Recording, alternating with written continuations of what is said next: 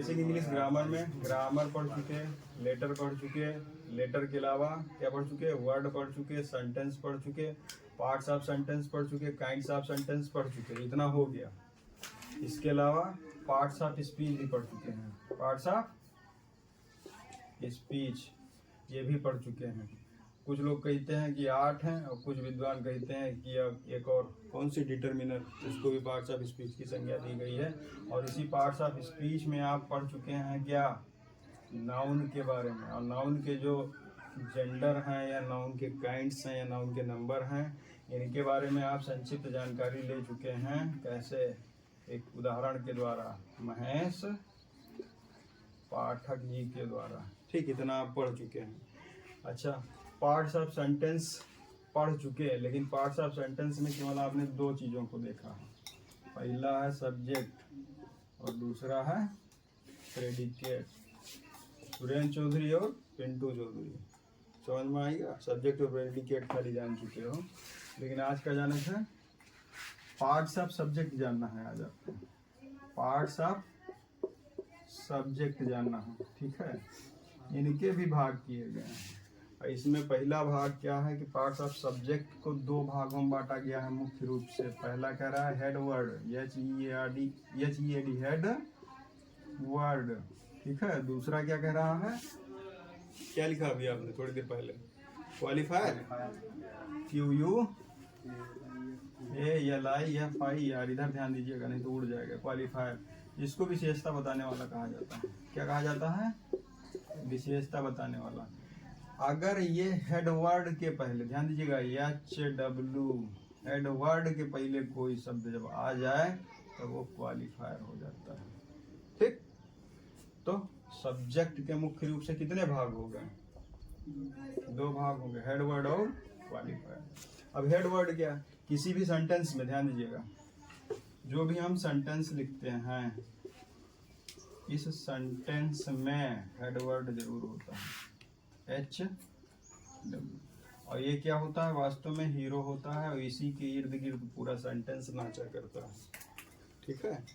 और ये सब्जेक्ट का एक हिस्सा है, मुख्य शब्द है। हेड वर्ड मतलब क्या, मुख्य शब्द, ठीक। तो पार्ट्स ऑफ सब्जेक्ट यानी सब्जेक्ट के भाग के रूप में हम सब्जेक्ट को 2 भागों में बांटते हैं, हेड वर्ड और क्वालिफायर में बांटते हैं।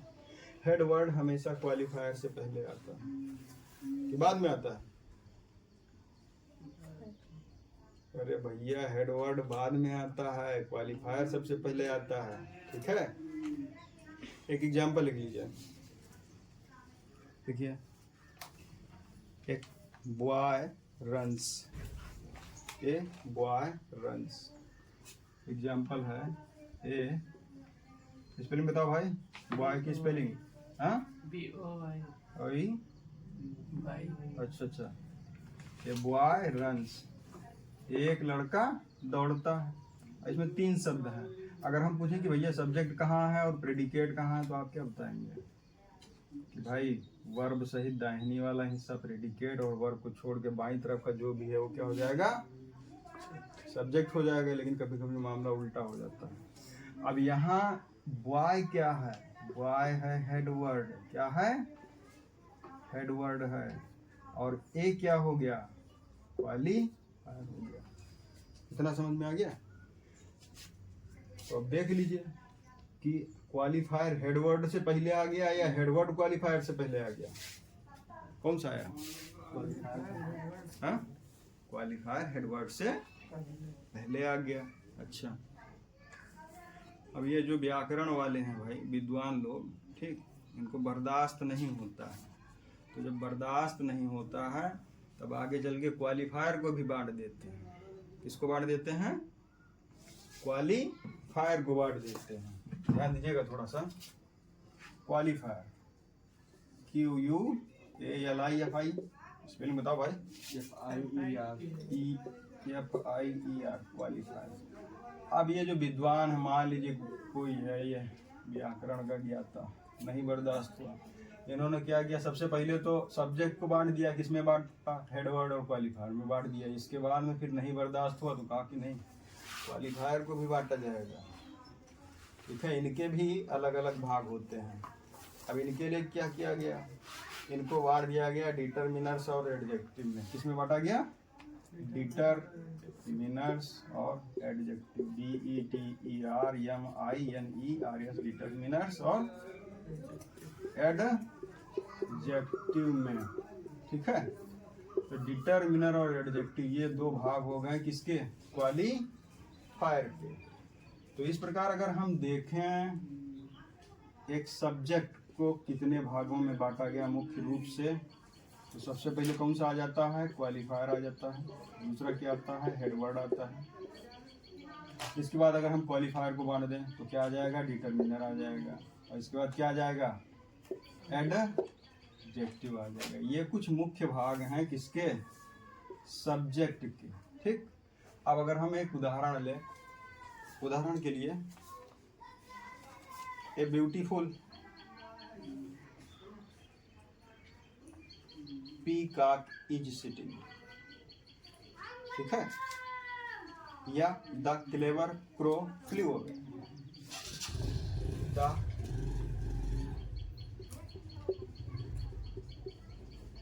Clever crow flew away. Spelling सही है कि हाँ,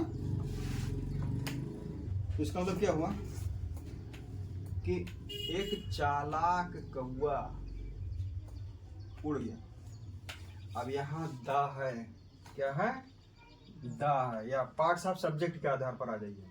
तो सबसे पहले हमको सब्जेक्ट के बारे में जानना है। तो सब्जेक्ट के बारे में जानने के लिए क्या करेंगे, हम सबसे पहले वर्ब का पता लगाएंगे। वर्ब क्या है, ये है फ्लू। अब यहाँ से इधर ये वाला हिस्सा कहाँ चला जाएगा, प्रेडिकेट में चला जाएगा। अब ये इधर बचा भाई, ये बच गया, ये इतने में ही हमको भाग करना है। तो ये दा क्या हो गया, डिटरमिनर हो गया। अच्छा भाई, ये क्या हो गया, एडजेक्टिव हो गया। कैसे, ये क्या हो गया, हेडवर्ड हो गया। कौवा है लेकिन कैसा है, चालाक है। कौवे की विशेषता बताई जा रही है। ठीक, तो सब्जेक्ट के कितने भाग हो गए मुख्य रूप से, कितने भाग हो गए, वैसे देखा जाए तो 4 भाग हो गया, क्वालिफायर, हेडवर्ड, डिटरमिनर, एडजेक्टिव।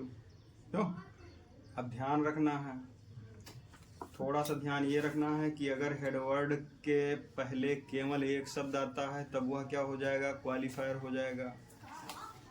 ठीक, लेकिन अगर हेडवर्ड के पहले 2 शब्द आ गया, हेडवर्ड के पहले 2 शब्द आ गया, एक ये वाला और एक ये वाला, तो जो सबसे पहला शब्द होगा वो क्या हो जाएगा, डिटरमिनर हो जाएगा, और दूसरा क्या हो जाएगा, एडजेक्टिव हो जाएगा, और तीसरा तो हेडवर्ड है। कितना समझ में आ गया, हाँ? चलिए क्वेश्चन लिख लीजिए इसी आधार पे, बहुत तेज लिखिए क्वेश्चन।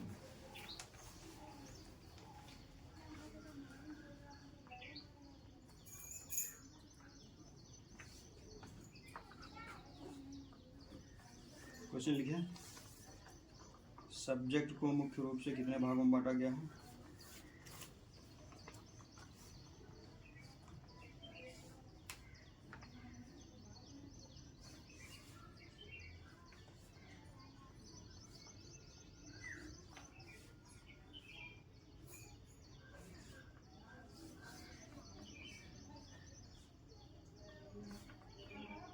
अगला सवाल,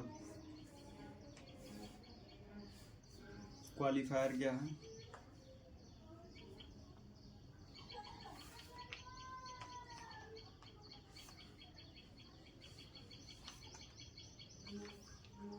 क्वालिफायर को मुख्य रूप से कितने भागों में बांटा गया है।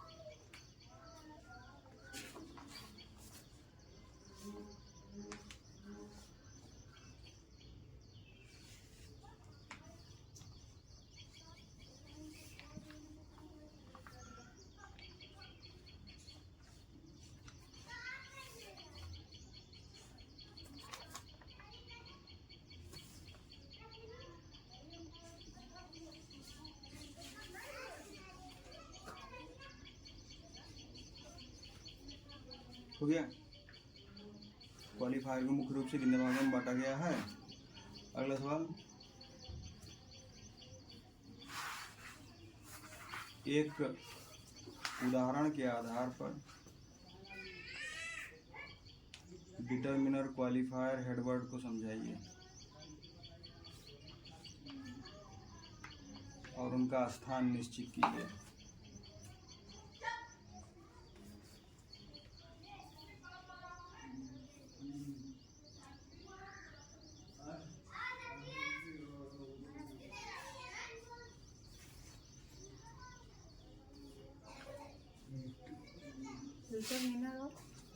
डिटर्मिनर क्वालिफायर एडजेक्टिव हेडवर्ड को समझाइए और उनका स्थान निश्चित कीजिए।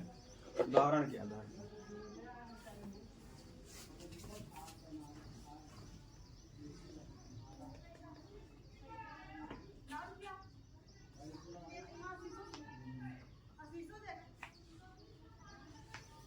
अब एक नए भाई साहब आने वाले हैं, ठीक है। उनका नाम है एडजेक्टिव फ्रेज। क्या नाम है? Adjective phrase. इधर घुमाओ फेस, इधर घुमाओ। नए भाई साहब एडजेक्टिव फ्रेज।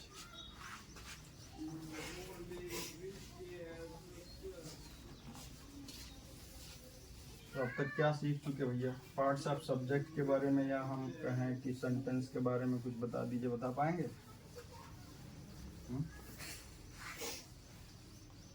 अरे भाई, सेंटेंस के मुख्य रूप से दो भाग होते हैं, सब्जेक्ट और प्रेडिकेट। सब्जेक्ट को भी कई भागों में बांटा गया है। Qualifier, determiner, adjective. नहीं समझ में आ रहा तो नाम ही बता दीजिए, क्वालिफायर, डिटर्मिनर, एडजेक्टिव, हेडवर्ड, ठीक है। अब एक एग्जाम्पल हम लिख रहे हैं, ठीक, बहुत छोटा सा। The black crow sitting in the tree. The black crow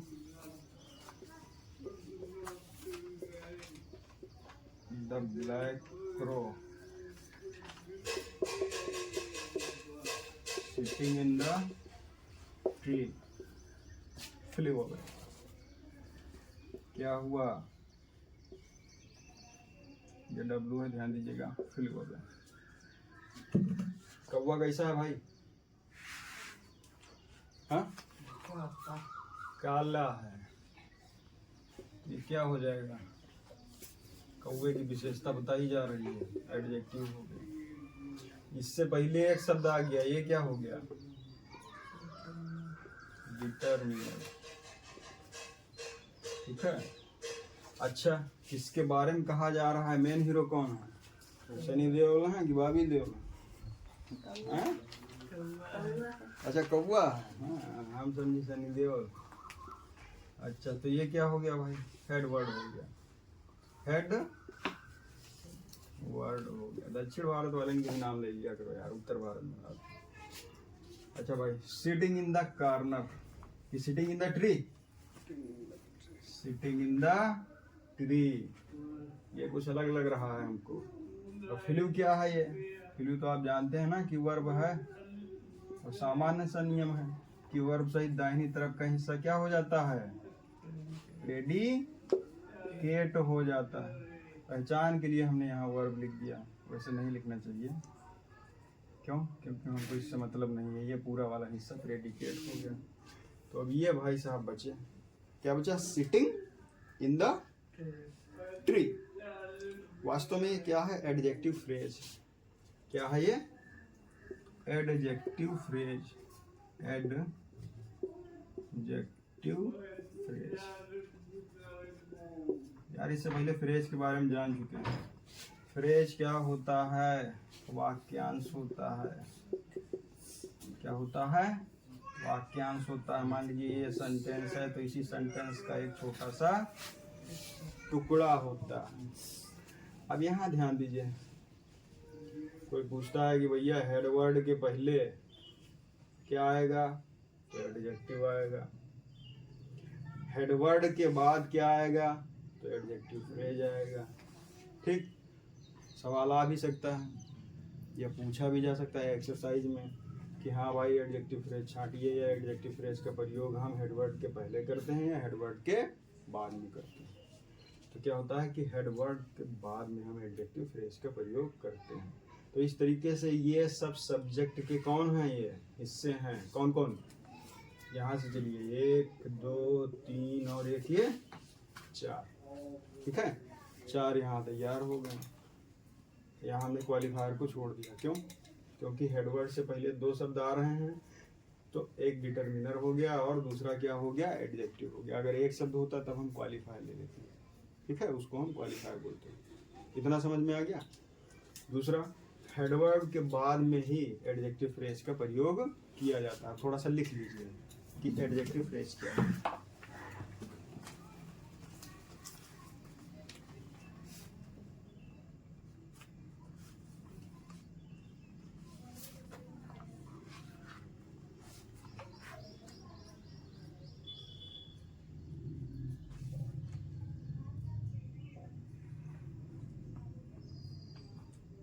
लिखिए एडजेक्टिव फ्रेज, इनमें वर्ब नहीं होती है,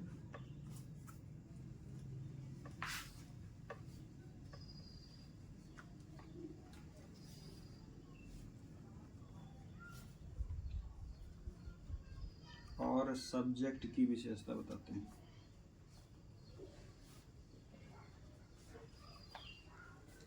सब्जेक्ट में जो हेड वर्ड होता है उसकी ओर ये संकेत करते हैं।